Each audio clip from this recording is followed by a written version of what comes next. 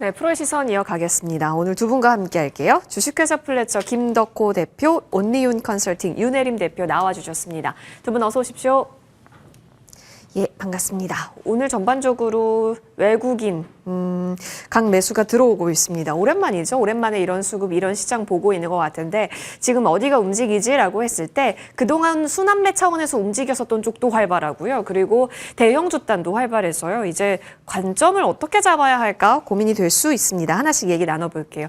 자, 외국인 순매수 탑10입니다. 지금 보시는 대로 좀 큰 종목들이 많이 모아져 있는데 일단 지금 비중으로 보니까 2차 전지단이 좀 많이 보이네요. 포스코 퓨처 M, 에코프로 BM, 삼성 SDI, 포스코 홀딩스 등등. 여기에 ESS라는 키워드 품고 있는 종목들까지. 그래서 2차 전지 먼저 전반적인 흐름 좀 짚어드리겠습니다.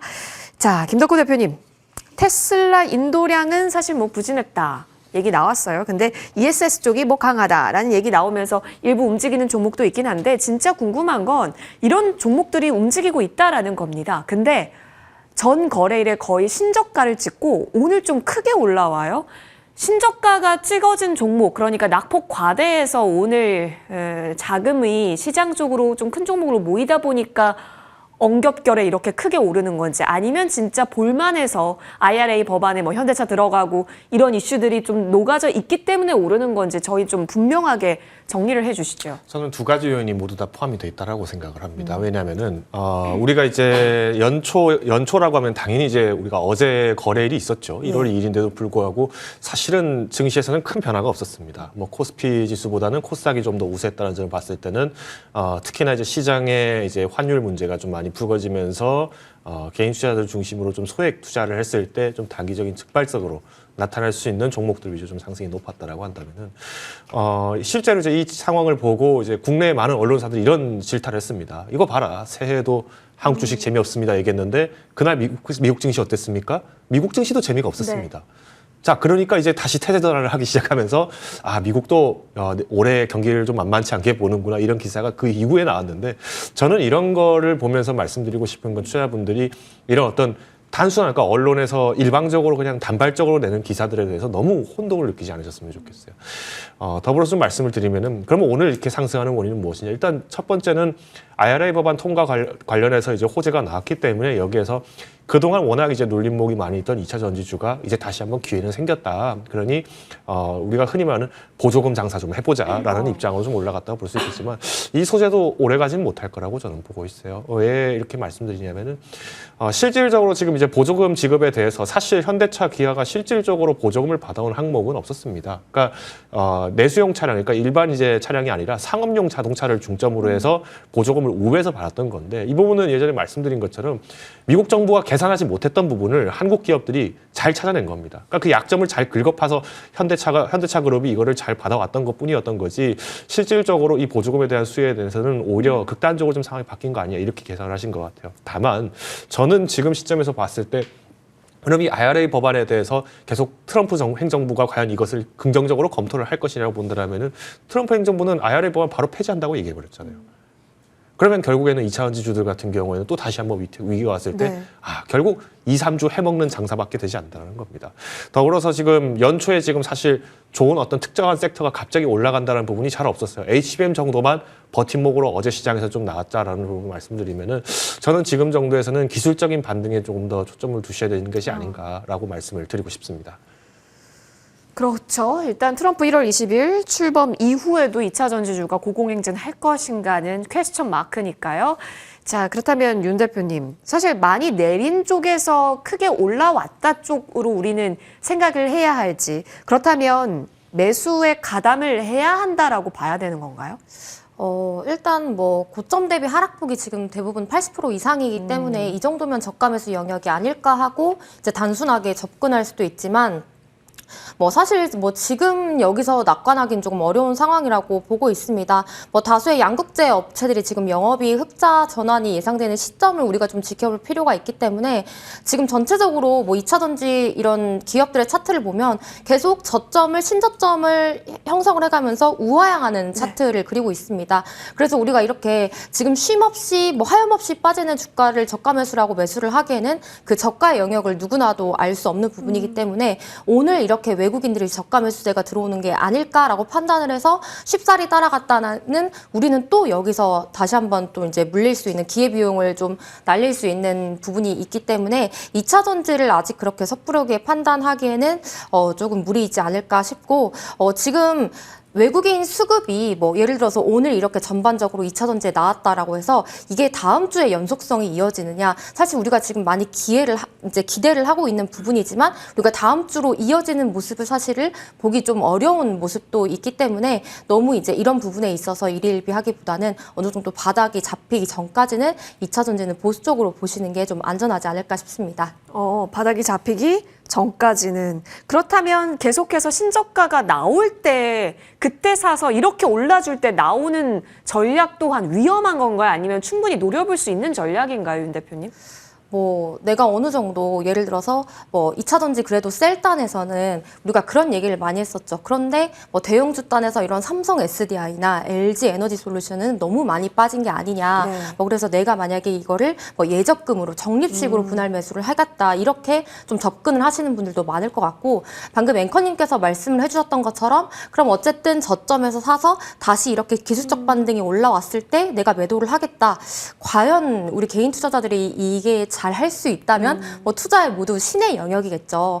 그리고 저도 이제 작년까지만 해도 뭐 삼성 SDI나 LG 에너지 솔루션은 거의 뭐 지금 코스피 이제 상단에서 굉장히 많이 빠졌기 네. 때문에 우리가 진짜 적립식 측면으로 가자라고 했지만 그때 삼성 SDI 기준이 40만 원대였습니다. 그런데 지금 삼성 SDI 가격이 지금 20만 원대죠. 그래서 우리가 이거를 계속 뭐 저점에서 적립식 매수 혹은 기술적 반등했을 때 매도라고 하기에는 지금 너무 대부분의 투자자들이 2차 전지에 좀 상처를 많이 입은 네.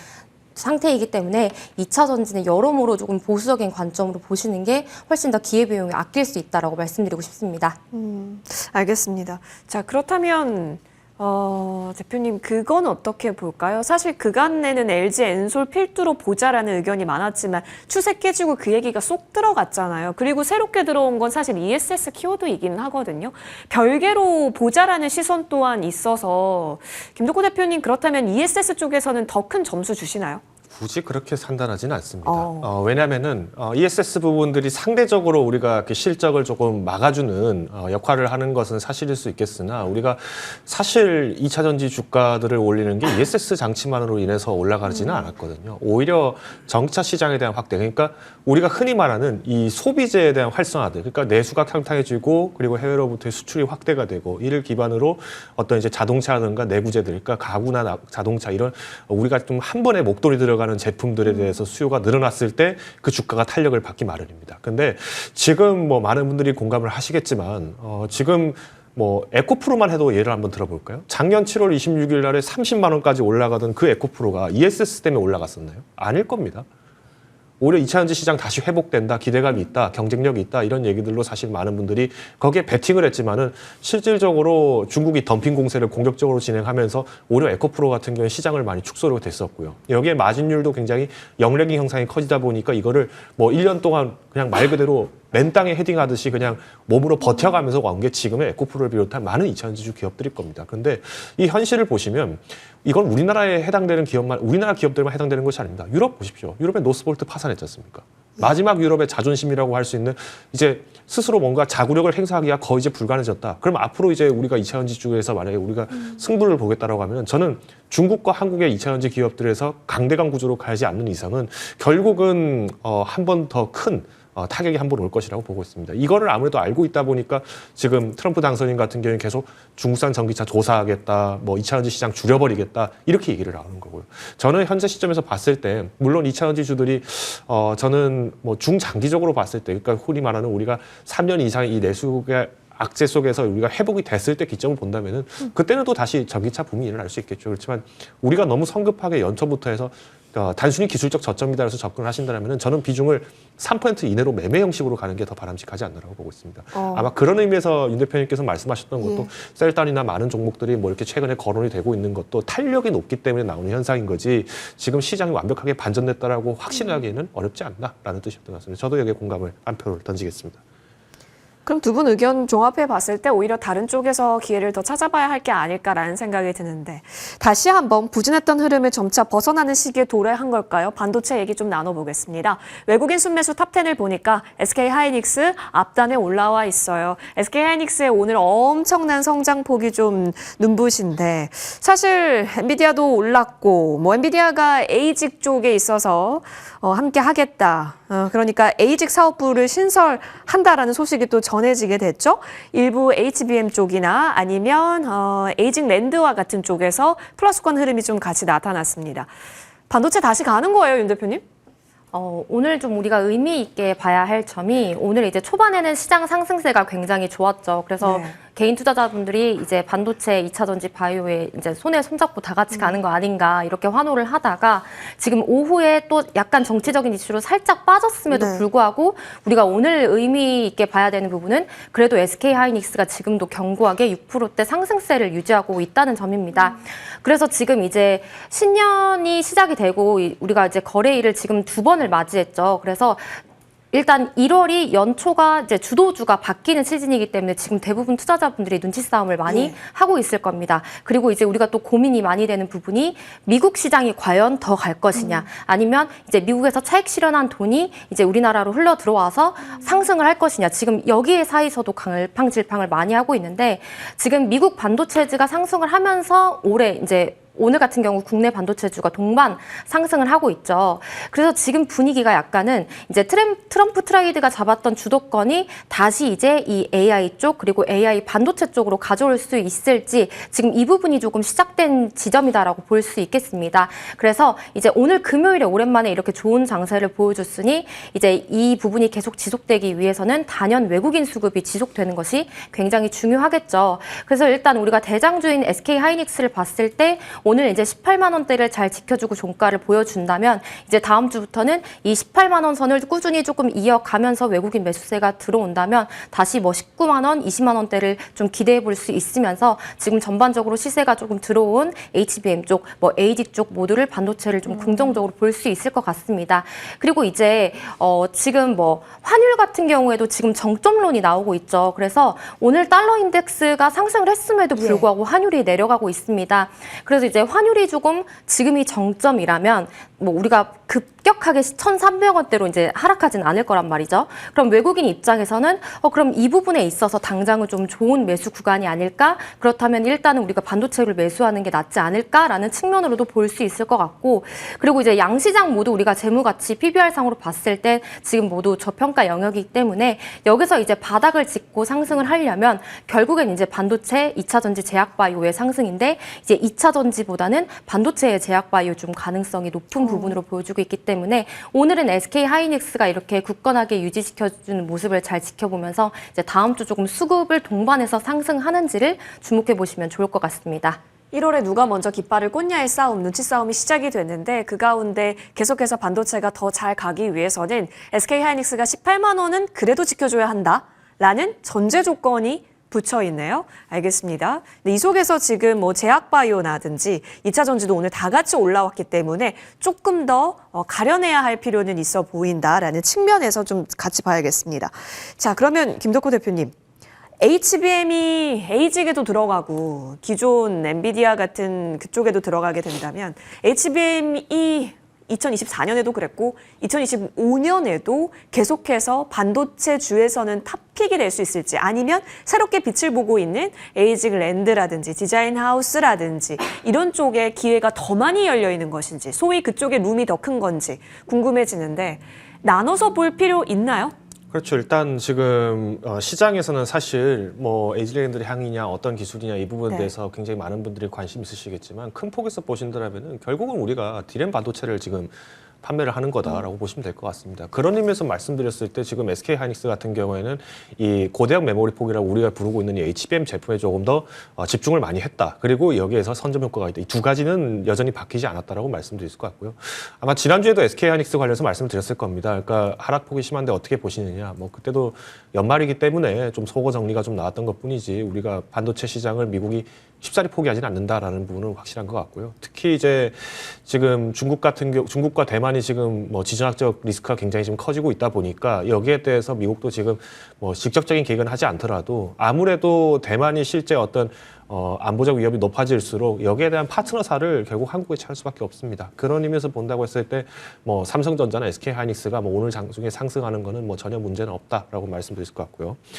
이제 앞으로 이제 SK하이닉스가 20만 원 선을 회복하느냐가 저는 관건이라고 판단을 하고 있는데 저는 일단 이번 주에서 다음 주까지는 아마 19만 원에서 17만 원 내외에서 조금 횡보가 나오지 않을까라고 보고 있어요.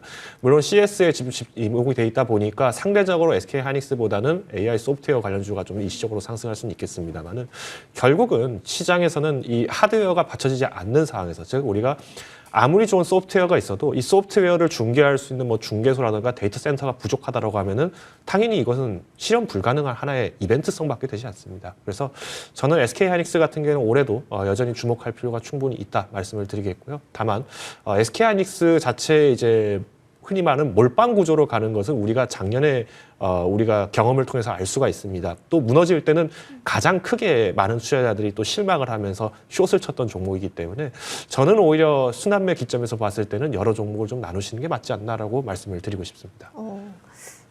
좋습니다. 그러면 우선순위라고 할 것 없이 그냥 대표 종목들은 다 포트에 그때그때 시기에 맞게 보유하고 있어야 하는 전략 또한 긍정적으로 검토해 주고 계시네요.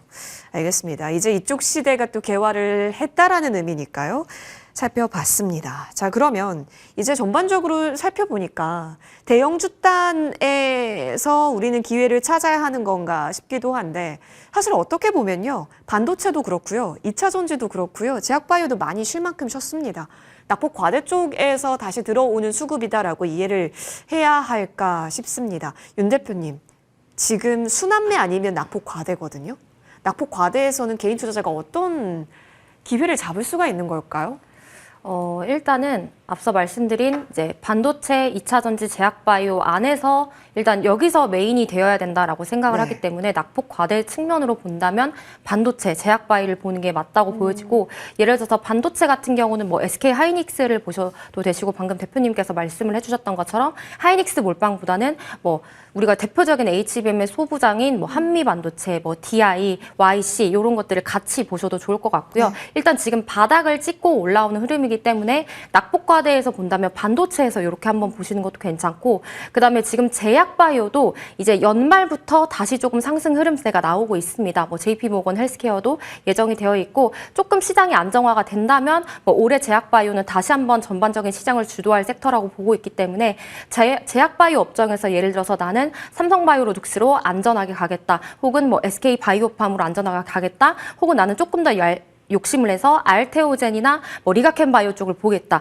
이런 식으로 일단 낙폭 과대는 반도체와 제약바이오에서 같이 가져가는 측면으로 보시면 좋을 것 같고요. 이제 앵커님께서 말씀을 해주셨던 것처럼 지금 계속 종목별 순환매 장세가 돌아가고 있죠. 그래서 지금 이 거래일 동안 가장 그래도 강세를 보였었던 건 AI발 그리고 로봇 그리고 지금 로봇과 조선이 같이 결합이 되어 있습니다. 그래서 로봇이랑 조선주 같은 경우는 우리가 지금 담고 가기에는 너무 고점인 부분도 있기 때문에 이제 이 부분은 조정이 나온다면 우리가 분할 매수 전략으로 해서 이렇게 두 마리 토끼를 조금 같이 가져가는 전략을 취하는 것이 어떨까 싶습니다. 포트폴리오상의 낙폭 과대 그리고 순환을 잘 이용해서 눌렸을 때 들어가는 전략. 다만 손이 조금 빨리 요구될 수 있어 보입니다. 낙폭 과대 쪽보다는 순환매가요. 그럼 순환매 차원에서 전략 좀 듣고 싶은데요. 사실 어디가 순환이 빠르게 일어나냐 하면 양자고요.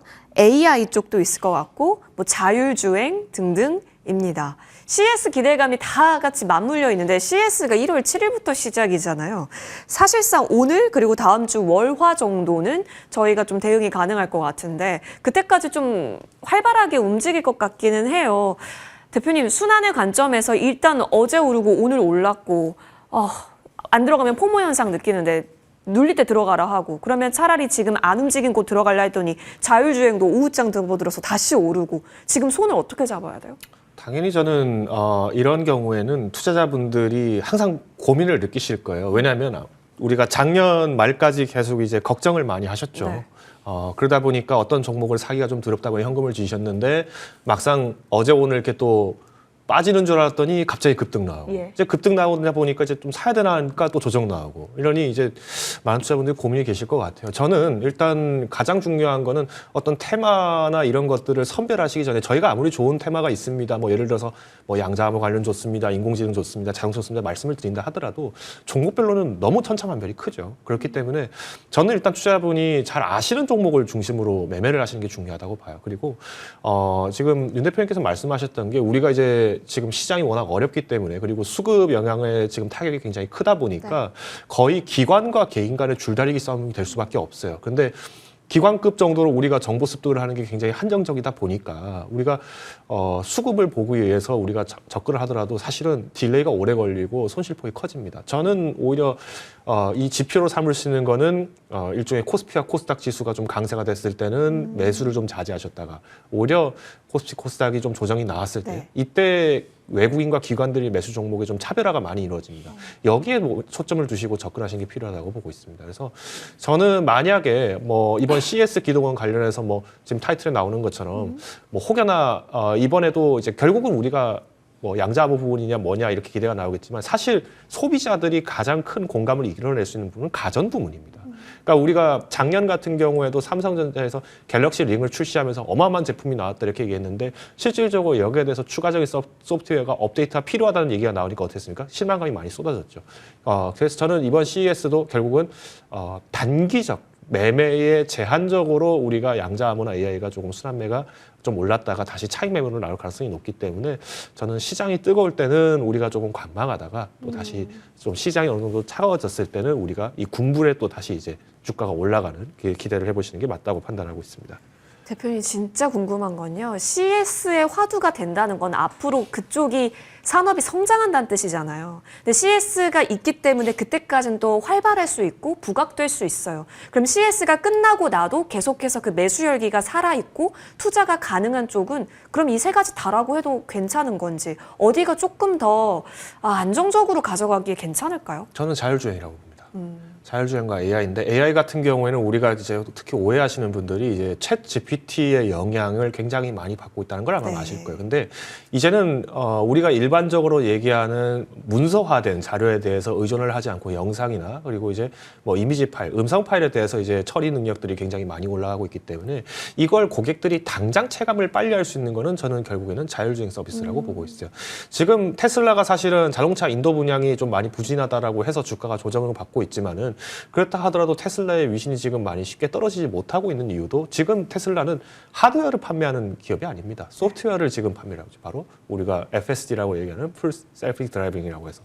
그러면 자율주행 부분이 계속 이슈가 되는 것도 결국은 고객들의 수요가 당연히 높은 시장을 이미 갖고 있다는 것을 알고 있기 때문에 접근이 되는 것인데 문제는 우리나라의 많은 AI 기업이나 자율주행 기업들 같은 경우는 사실 자율주행 관련주라고 거론되는 기업들 같은 경우에는 아직 그 수준이 이제 미국의 시장만큼 을 쫓아가지를 못하고 있습니다. 더불어서 지금 우리나라에서 R&D 예산을 지금 투입을 해서 인공지능 산업을 육성했다고 하는 비중은 전 세계에서 그렇게 큰 비중을 차지하지는 못하고 있어요. 실질적인 1위와 2위인 미국과 중국만 비교해 보더라도 중국이 어마어마한 자금을 쏟고 있다. 그렇게 해도 미국을 쫓아가는데 최소 6배 이상의 자금이 필요합니다.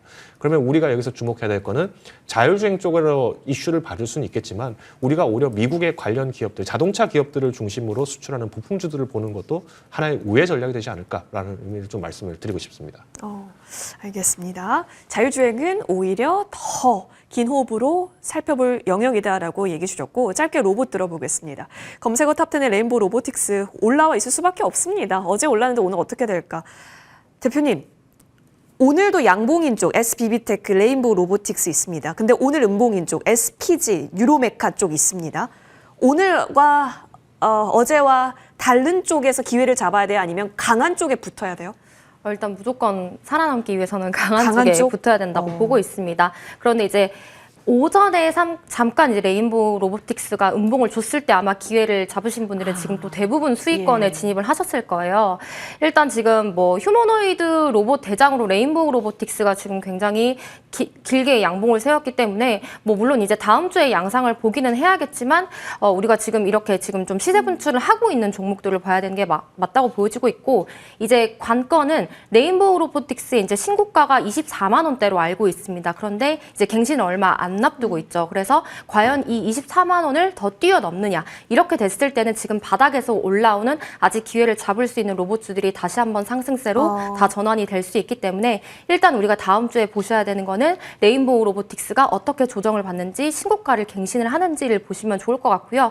그리고 지금 굉장히 강한 섹터 조선의 로봇주가 연결이 되어 있기 때문에 지금 뭐 글로벌 1위 덴마크 유니버셜 로봇 그리고 이 레인보우 로보틱스 그리고 뉴로메카가 이제 HD 현대사무의 그 선체 용접 관련 업무를 맡게 된다라는 소식이 지금 AI와 로봇과 조선 이렇게 강한 것들이 같이 뭉쳐 있습니다. 그래서 일단 로봇주의 필두는 레인보우 로보틱스와 이제 뉴로메카를 보시면서 나머지 종목들을 집중해 보시는 게 좋을 것 같습니다. 레인보우 로보틱스, 뉴로메카, 조선갑 붙은 쪽입니다. 방산갑 붙은 쪽도 있는데요. 전방위적으로 골고루 살펴보시죠. 두 분과 함께했습니다. 나와주셔서 고맙습니다.